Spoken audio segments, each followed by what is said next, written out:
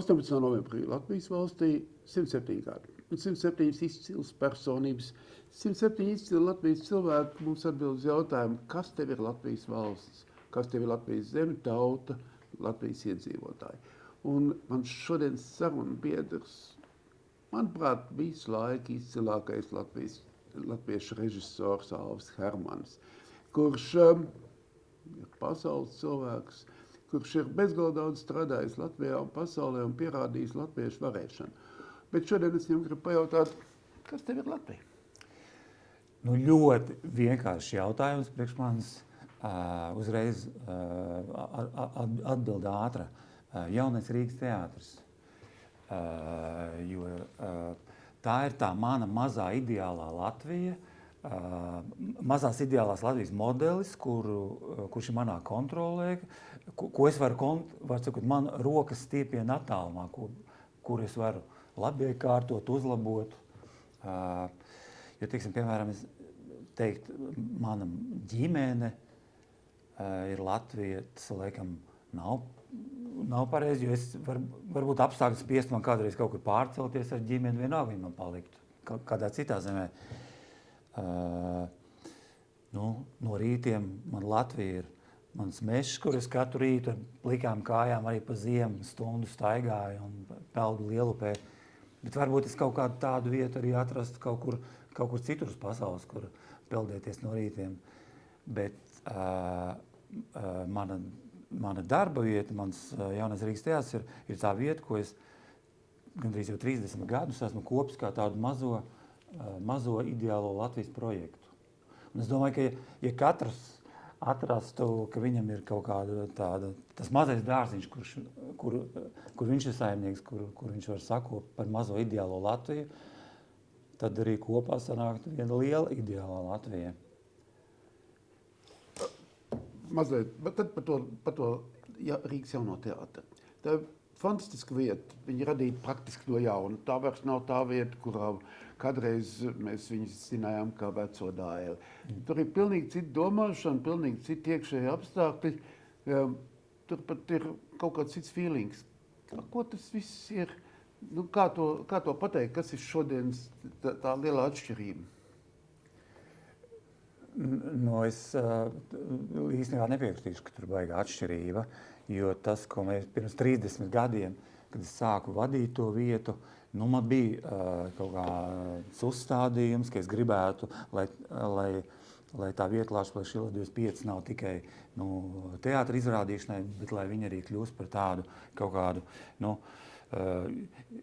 intelektuālo un idejisko arī vienu tādu karstu vietu, kas provocē domāt un tam līdzīgi. Piemēram, nevēlti mēs bijām arī izīrējuši savas telpas, gadiem ilgi tur atradās žurnāla Rīgas laiks redakcija, piemēram. Tā ka, godīgi sakot, pa 30 gadiem kopš Latvijas atjaunošanas es īstenībā nezinu divas citas kaut kādas tādus kultūras veidojumus, kas tādus viļņus ir izraisījuši kā Jaunais Rīgas teātris un žurnāls Rīgas laiks, godīgi sakot. Varbūt jūs kādu varat nosaukt, es nezinu. Jā, līdz ar to tās bija vietas, kas tā kā, lika latviešiem domāt, provocēja domāt. Tā bija tā doma. Laika mainījušies, protams, par šiem 30 gadiem.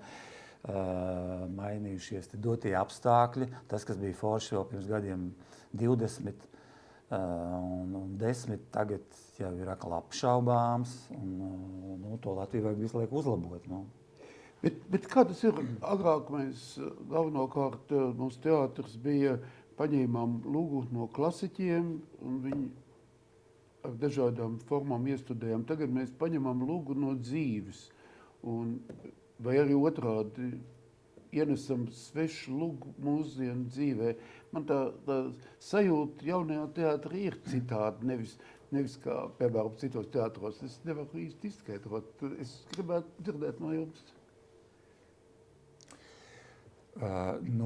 Tāpat kā visas pārējās lietas uz pasaules attīstās un tehnoloģijas attīstās un kas tik tur medicīna attīstās, Man, piemēram, pirms pusgada bija operācija, man robots operēja, piemēram, un kāpēc, lai teātris neattīstu?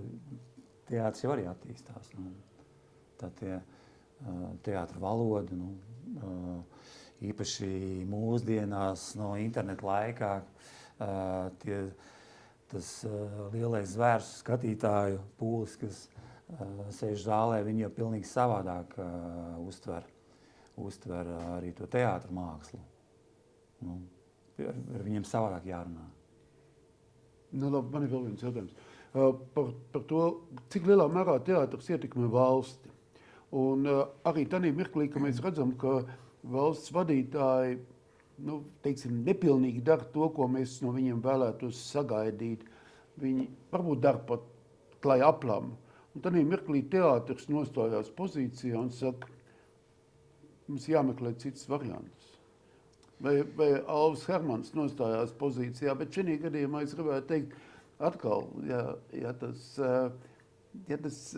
Rīgas jaunais teātris ir tev Latvija, tad tu esi tas, kas nostājās meklēt labus risinājumus Latvijai.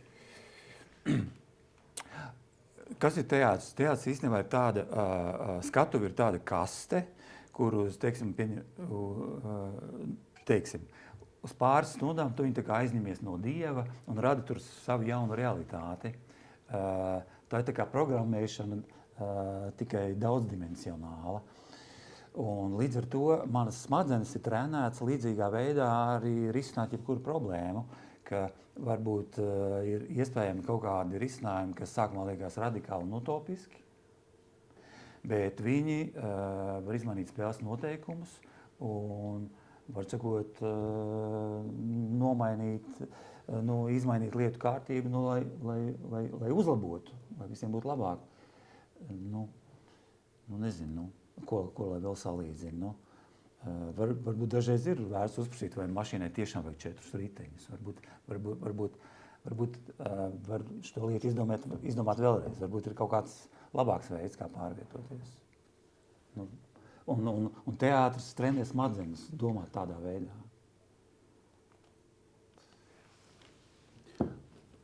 Tad kā tu redzi Latviju nākotnē?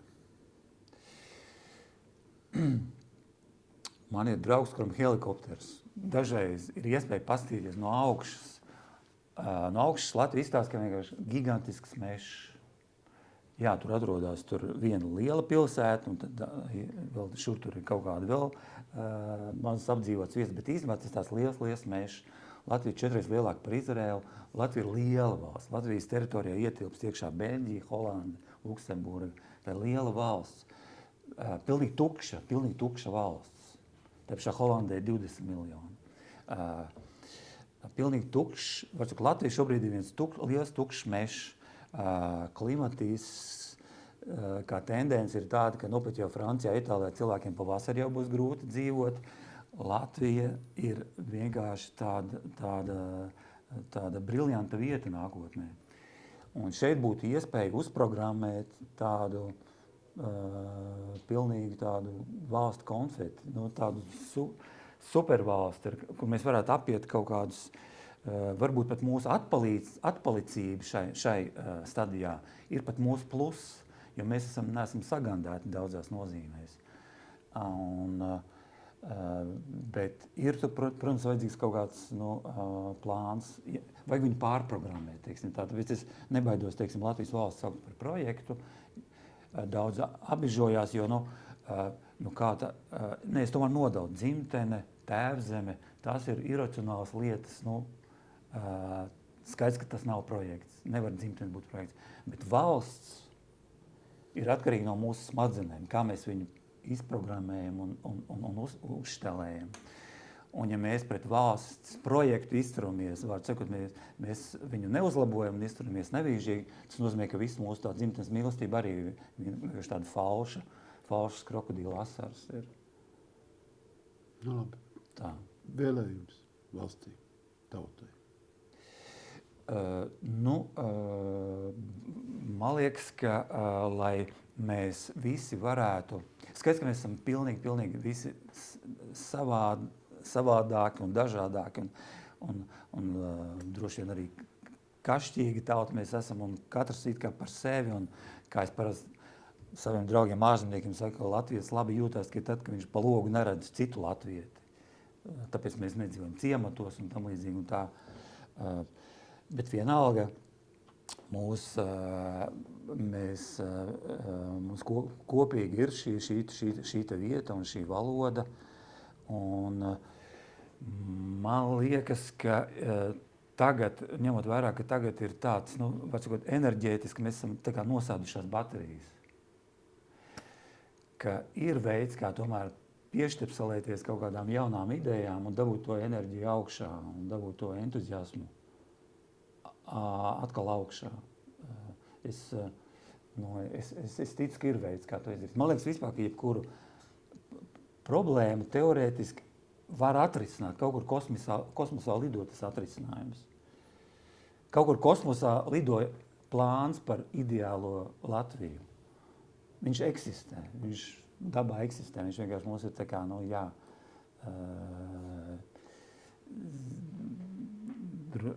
gan ar intuīciju, gan ar smadzenēm, viņš ir tā kā, jānoliek pa punktiem, kā to realizēt. Bet galvenais jāatrod pareizais, jo viņi daudz plivinās. Jā, tas risks vienmēr ir, ko lai saka, man piemēram, saka, tas ir sašmucējies, tas jūs tur ar šito nevar, šito nedrīkst saistīties un tā.